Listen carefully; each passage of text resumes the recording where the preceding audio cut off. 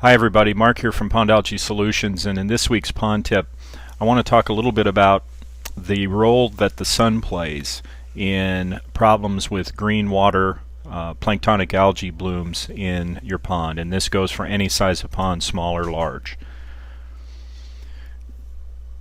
We know that sun exposure is one of the primary stimulants of green water algae in both large and small ponds.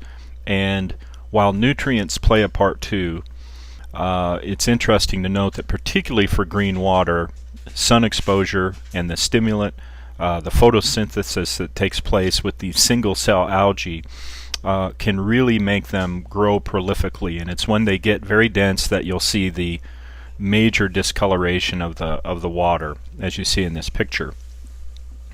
One of the interesting things that we found in talking with pond owners over the years is, and particularly let's take small pond owners as an example. Some of these folks will have ponds, multiple ponds on their property. One might be in the front yard, one might be in the back. The backyard gets full sun exposure, the front yard gets nothing to speak of. The front pond is inevitably very clear, the back pond is chronically green, and you see this time and time again in the people that you talk to, that when they have a green water problem, the sun is a major player in it, and it usually gets a lot of exposure.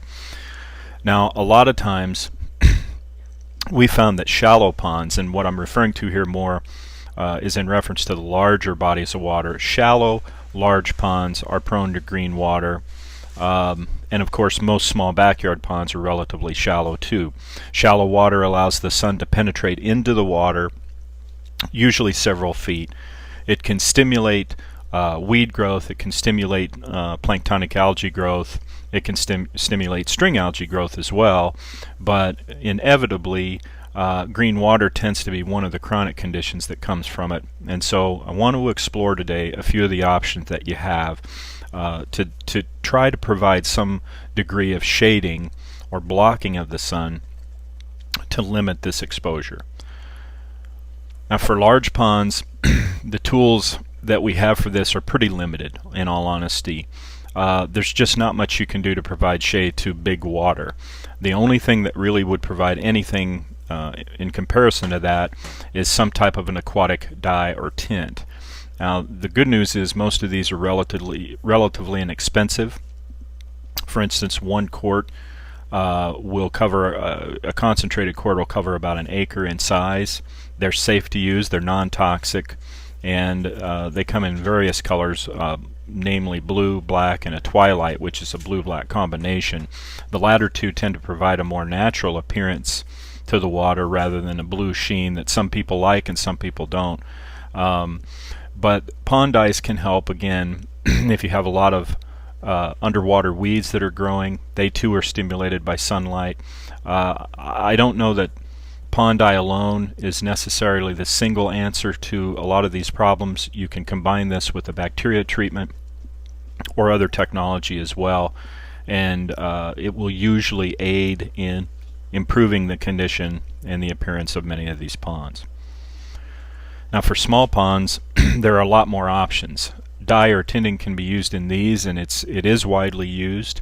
But you want to make sure when you go shopping for a pond dye that you are actually selecting the dye product rated for small ponds and not large. Large ponds, we've heard of some people buying large pond quarts, ending up putting way too much in as a concentrate, and then they've got to do a full water change out because their pond is so colored. Many of these pond tinting dyes are rated, like for a 16-ounce bottle you'll find them for small ponds, and they're not as concentrated as what would be used in large bodies of water. So be sure you're choosing the right one for your pond size. Floating plants for small ponds are extremely helpful because they provide shade, as we've talked about many times before. They also provide the added benefit of using up some of the nutrients or outcompeting the algae for some of the nutrients that it's feeding on, and so you sort of get the double benefit of using pond plants. You're going to find that every pond is different in how many plants it may require in terms of surface coverage percentage to really make a difference. Some can put in a 10, 20, 25% coverage and get good results. Other people need 50% coverage. Other people need more than that. And so if you're really looking to deal with the green water problem naturally, and you're going to do it with plants, you want to make sure that you experiment with the coverage to see where you can get the pond to shift. It also helps as well to use plants with beneficial bacteria as a balancing agent, if you will. And of course, if you run into real chronic conditions, there are mechanical tools that you can use too, like UV light.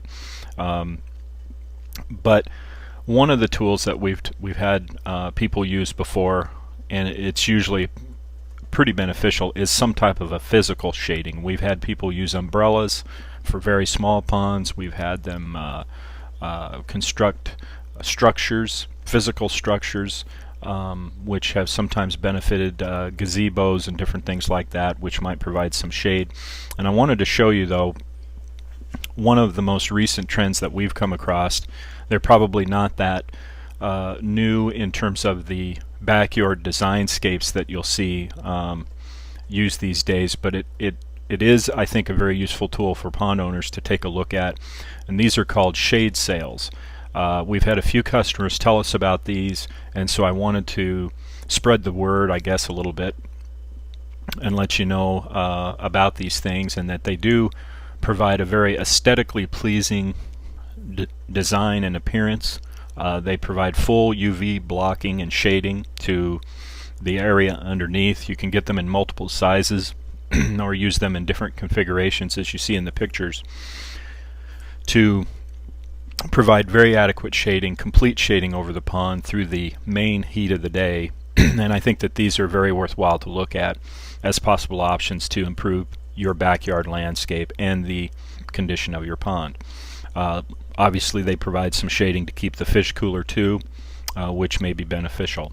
Now, the best place that I've found personally to shop for these is eBay. You'll find most major retailers carrying some form of these, but eBay will inevitably tend to have the best pricing, and I think a broader selection than most places. So I would check that out. We've included a link below this article on our blog here, which links up to eBay and takes you right into the site. So we hope that you find that useful.